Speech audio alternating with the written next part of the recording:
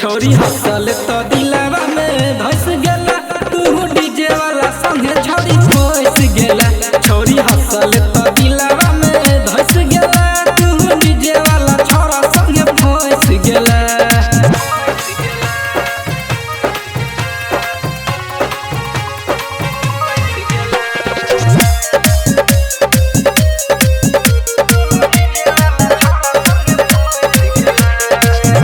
गजब के नाचली छतू कमर हिला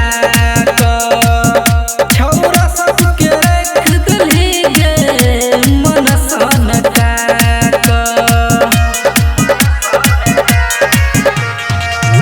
गजब के नाचली छतू कमर हिला छौरा सबके रख दिली गे मन सनका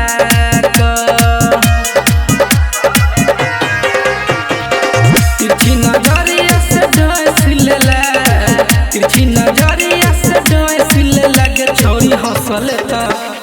हंसल तो दिलवा में धस गेला तू डीजे वाला संगे छोरी फंस गेला छोरी हंसल तो दिलवा में धस गेला तू डीजे वाला छोरा संगे फंस गेला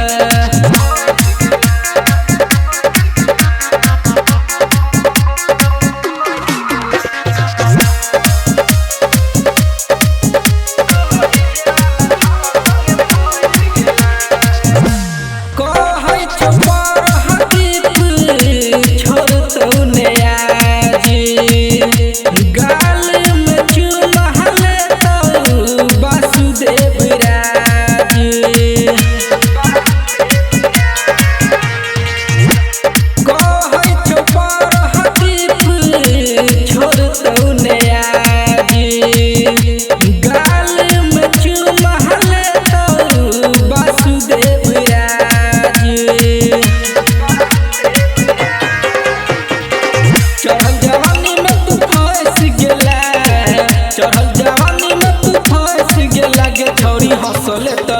छोरी हंसले तो दिल